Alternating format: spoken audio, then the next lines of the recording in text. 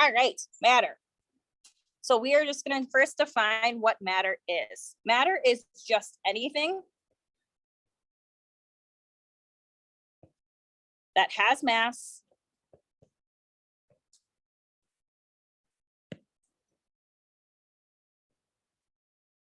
and occupies space.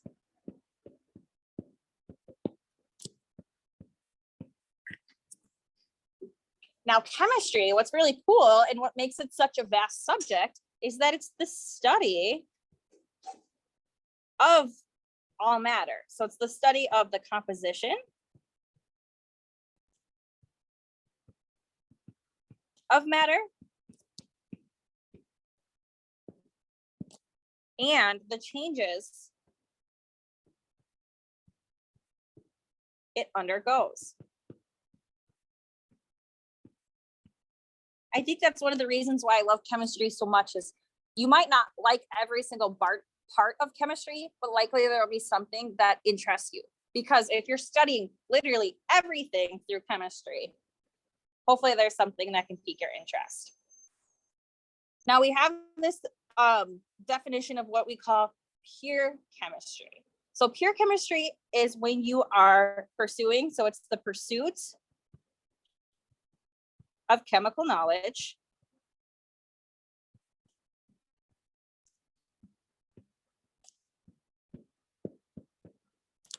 for its own sake.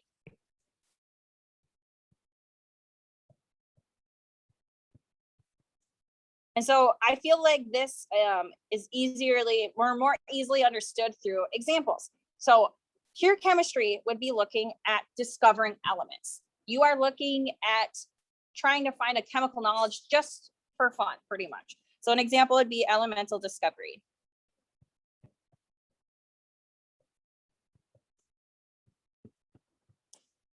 And as you guys also may know, elements don't always just hang out by themselves. They start to form bonds with each other and create different chemicals. So another example of pure chemistry would be looking at chemical structures, seeing how these bonds are made. Then we also have applied chemistry. So now this is directed towards a practical goal.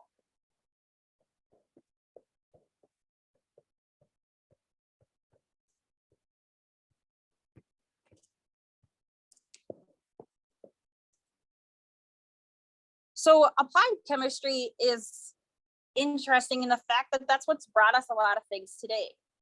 That's why plastics are so widely used, because people have tried to think of an application for plastic that has the structure and the adaptability as it does. Another thing would be like the creation of nylon.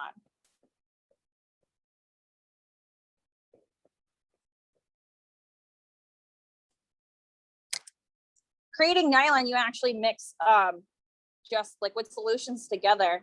And then you can actually, I've done a lab, it's really neat. You hook even just like a paper clip in it, and you just start pulling out this thread of fabric. And so the application of this is so many materials or clothes can be made because of nylon.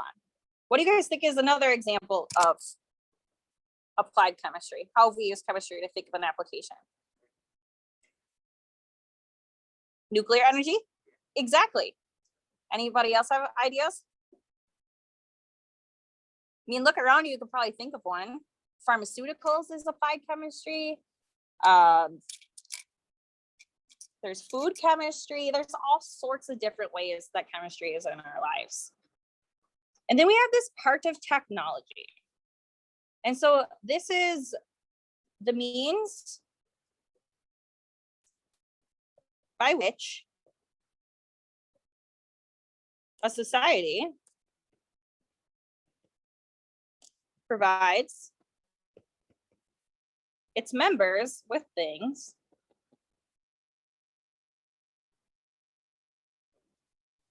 this is how I write with, I don't know what that awful sound is, so I apologize.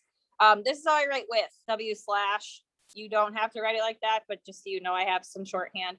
With things desired or needed. And as you guys can assume, technology is a huge part of the sciences. It's actually this kind of cyclic trend where science improves technology, which technology helps us improve the science, which then the science improves the technology, which improves the science, and so forth. I can keep going. So there's a very intimate relationship between chemistry and technology. Now, the main areas of chemistry, these are broken down into 5 main subjects. We have organic chemistry. One moment here. What do you guys think organic chem is? Any ideas?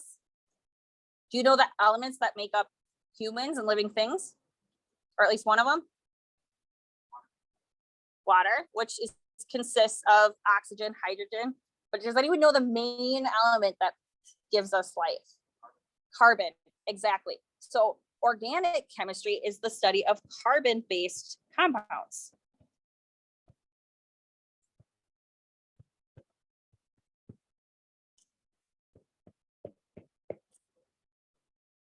Taking that one step further, there is biochemistry. As we know, there are carbon-based things that aren't living. So biochemistry is the chemistry, and I'm going to abbreviate chemistry as CHEM. So it's the chem of living things.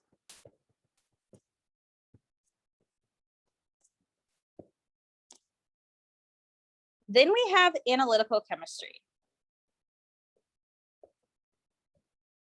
This is where my background comes from. So analytical chemistry, this is looking at specific measurements.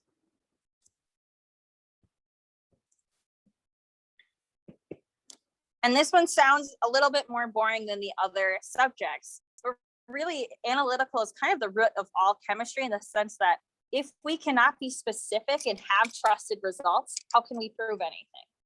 So analytical chemists really are the backbone of a lot of procedures that are used to study organic chemistry, biochemistry, and the other 2 we haven't talked about yet. The next one being physical. As you could probably guess, physical chem does have to do with physics. And so this is the movement of chemical compounds.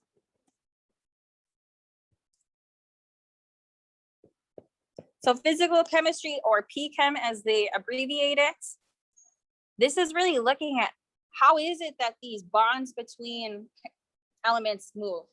What's the spacing like? How do proteins work and bond in our body? So it's really looking at the detail of the movements and the physiology of these chemical compounds. And then we have lastly, inorganic.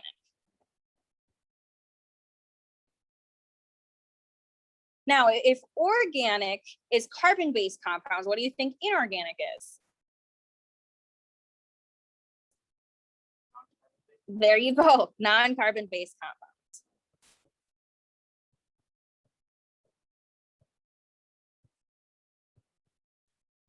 So this section deals a lot with our metals. So our inorganic compounds will be a lot of our metals here. And so a lot of the studies that happen in inorganic, like the main parts, would be things like batteries. The research of those has to do with inorganic chemistry, or solar cells. That would be more in that organic branch. Any questions about the 5 branches of chem?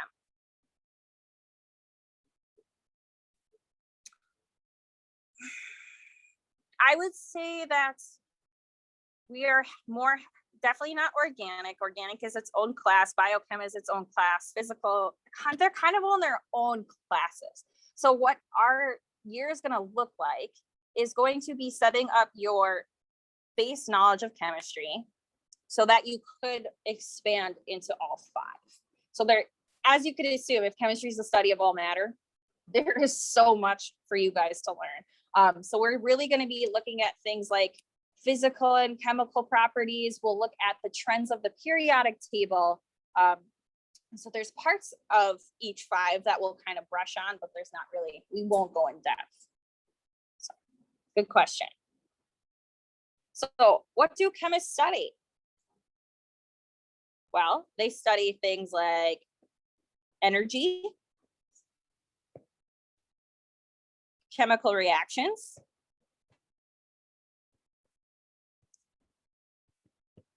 what else do you think they study?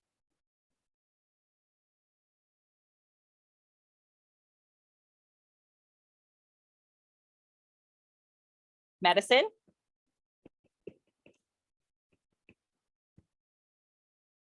My background is also in environmental chemistry, so we also have chemists that look into the environment.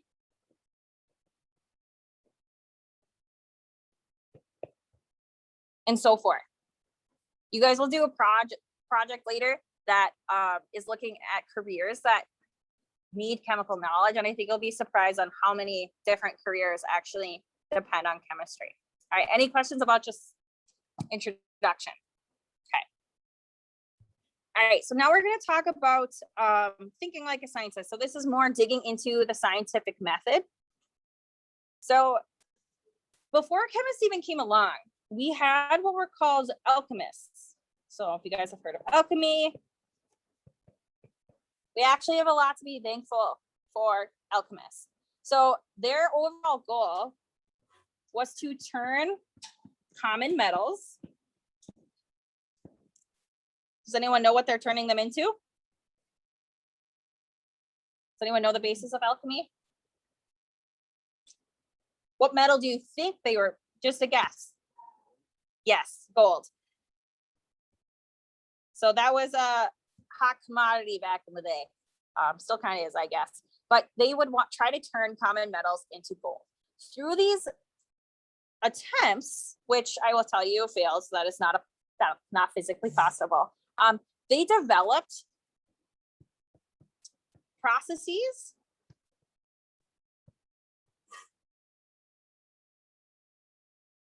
and lab equipment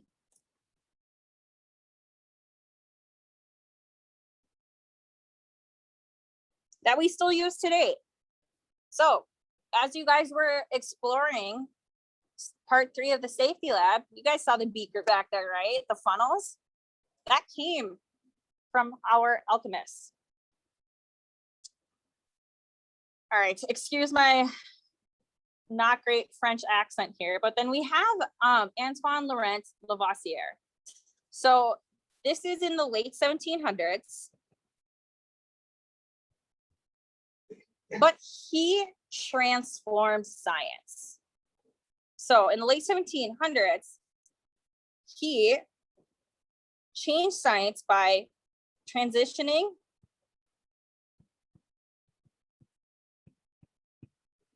from observational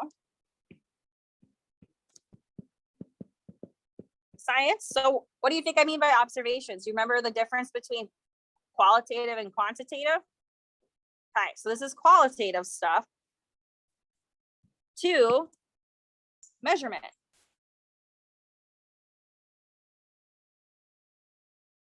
So instead of just looking at the properties of things, Lavoisier actually started looking at the measurement.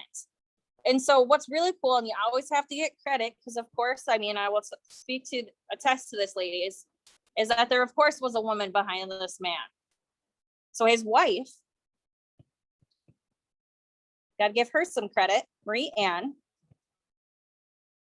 She was the one who made figures and translated journals.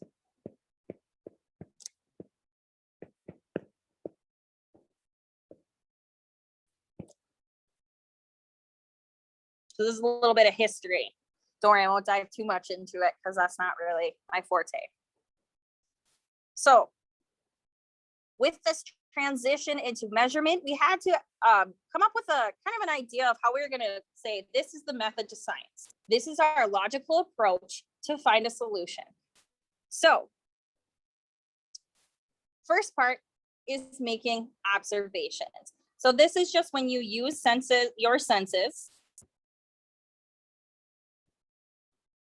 to obtain information.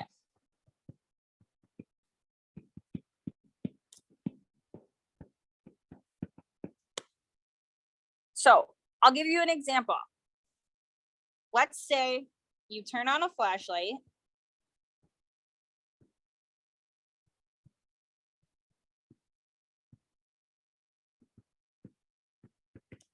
and there's no light. So this is an observation. This is almost like a discovery of a problem. So now from here, we are going to create a hypothesis to test. And so a hypothesis, this is your proposed explanation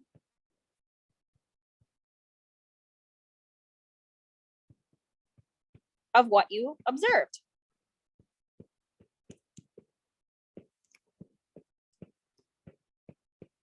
And as you would assume, why I put these two asterisks here is to emphasize this next point, and that is the hypothesis guide experimental design.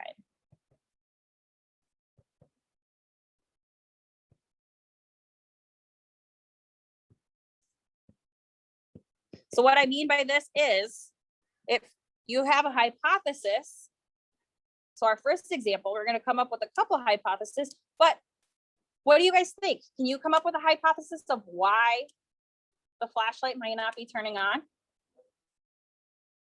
What? What? No batteries. Bam, right there. So that is going to be our first hypothesis, that we have missing batteries.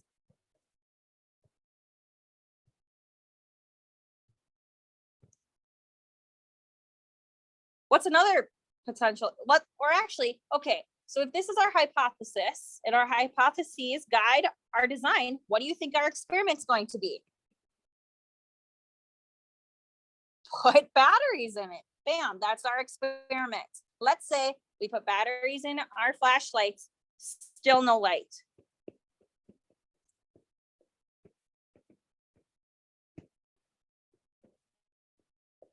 So I'm writing still no light with batteries. Our hypothesis was wrong. Now let's form a new hypothesis. If batteries didn't fix it, what could be the issue? The bulb burnt out. So that would be our second hypothesis.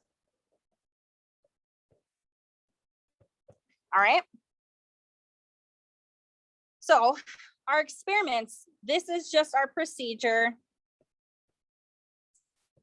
to test hypothesis.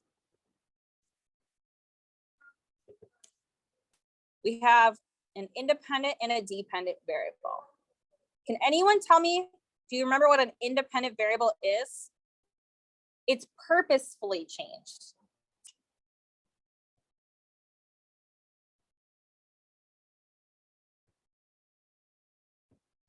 So in our flashlight experiment, when we said that the batteries were missing, we purposely changed if the flashlight had batteries or not, right? We controlled that. We put batteries in. What was our dependent variable with the flashlight then? What we were trying to observe the change of? Yeah, if the light came on or not. So our dependent variable is being looked at or measured. So if you haven't wrote that down, get that on there.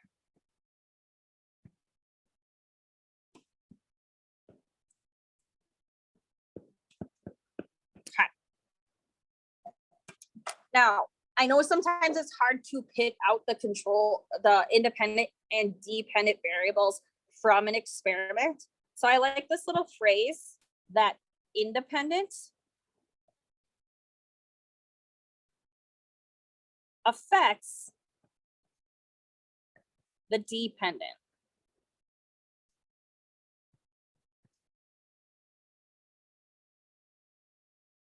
So does our independent variable affect our dependent? This is how you can check to make sure you don't have it mixed up. So for example, let's say we switched up our independent and dependent for the flashlight. Could you say that the light affects if the flashlight has batteries or not? Doesn't really make sense, right? But does it make sense to say the batteries affect if we have light or not? So that's how you can kind of decipher what the independent and dependent variables are. All right. And then lastly, after we're done experimenting, we're going to form a theory. So our theory, the emphasis here is that it's well tested. If you just did an experiment once and form a conclusion, that is not well tested. So it's a well-tested explanation for a broad set of observations.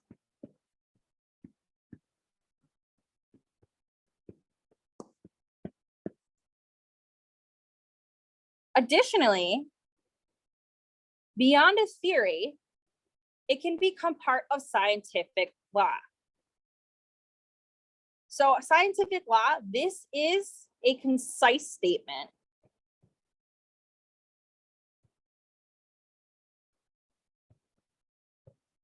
that summarizes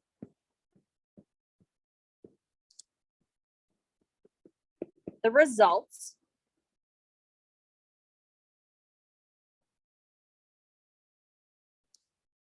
of many experiments.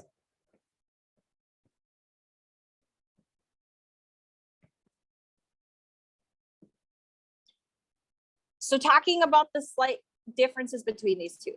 So, for example, in my research, I tested it quite a few times, and my theory is that degrading plastics has an effect, a certain effect on if it can absorb pollutants. It is not a scientific law though, because it's not something that has been over many experiments from many different scientists that is accepted by the whole scientific community. An example of that would be the sun is in the middle of all the planets. That is scientific law. That has been experimented and proven multiple times. So there's just slight differences between the two. And I really want to emphasize that collaboration is important. So not only do chemists collaborate with other chemists, chemists can collaborate with biochemists, which can be with biologists and with data scientists. So science isn't really about just sticking kind of in one section, but it really helps to have different minds to look at the same problem.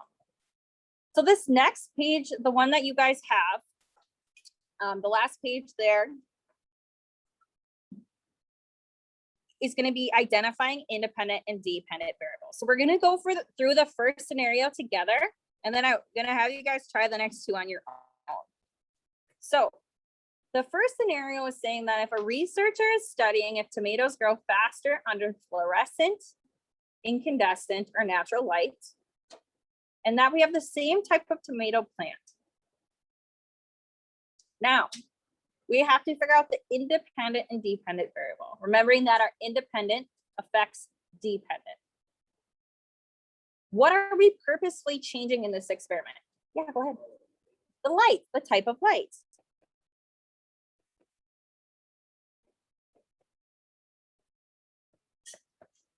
What are we trying to observe? What are we looking for changes in? Exactly. Which grows faster? So it's going to be the growth rate. So our independent is the type of light. We purposely change that, and we're seeing how that affects the rate of growth. So independent affects dependent. I want you guys to try reading these next two scenarios and seeing which one's independent and which one's dependent. Feel free to talk amongst the people around you too.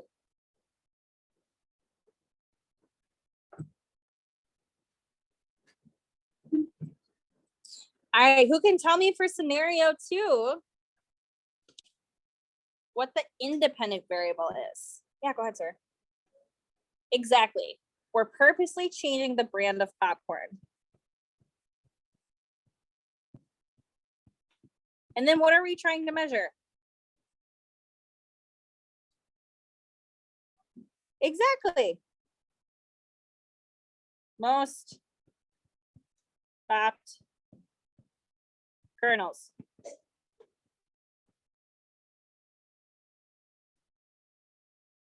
What about this last one? What are we purposely changing? So there's two groups, but what are we changing between them? Exactly, the medication. So I'm going to write med/sugar pill. And then what are we looking for changes in? The blood pressure. Awesome. Good stuff, you guys. Okay.